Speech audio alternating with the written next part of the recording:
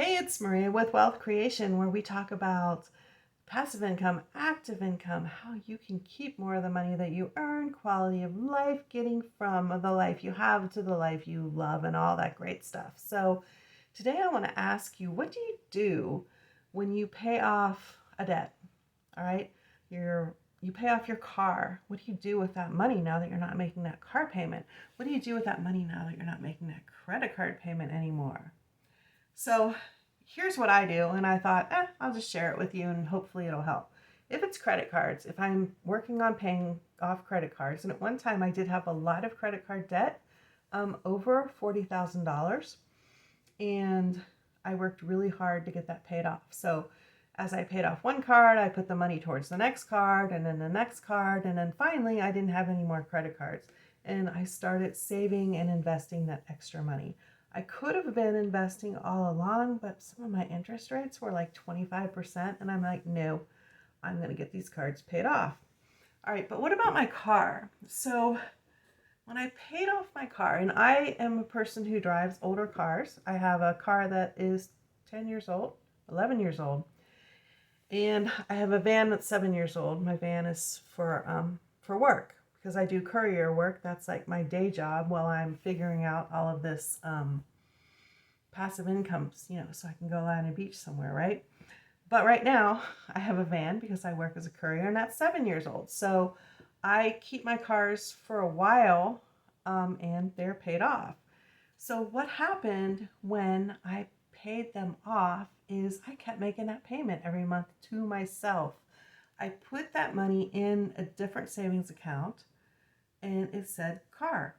Okay, that's really easy because I was thinking that eventually I'm going to have to replace one or both vehicles, and hopefully by that time I'll have enough money in that account so that I don't have to get a loan. Or if I do have to get a loan, I can put a huge down payment down and I won't have to worry about much of a loan.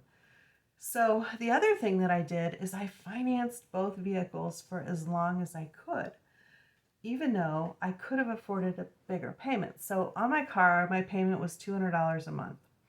And this was 11 years ago. And my van payment also about $200 a month. I bought it used. It wasn't super expensive. And both of them, I think, had a 6 or 7 year loan on them. And here was my thinking. Okay, I'm obligated to $200 a month. Okay.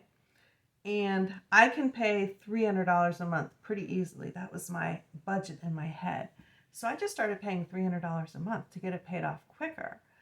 But if I would have had a really bad month, one month, because I'm an independent worker, I don't get a W-2, I'm 1099, so if I don't work, I don't get paid. If I wanted to take a vacation or if I had a bad month, there wasn't a lot of work, then I would only be obligated to that $200. So that was kind of like my safety net. Like I knew that even on half of the work, I could still come up with a couple $100 for a car payment. But I was paying more every month and getting that paid off a lot quicker. And then when I got like a little windfall, a little extra money, I just threw it out there till it was paid off. Why did I do that? Because I like to have fewer monthly obligations. Um, that's just my personal preference. I like to have the minimum. So right now, my obligations are the rent, the electricity, and the internet, and the cell phone. That's it. And then just everything else is like groceries, gas, stuff like that. So yeah, so that is my suggestion. When you pay off your automobile, for sure, just keep paying, making that payment to yourself so that when you're ready to get a new automobile, or you could use it as an emergency fund if you have a major repair, but when you're ready to get a new one, maybe you can even pay cash. That would be awesome. Or you can have a much smaller loan. So yeah, that's it for now. Hopefully this will help you in your own journey to financial freedom. As always, here's to our success.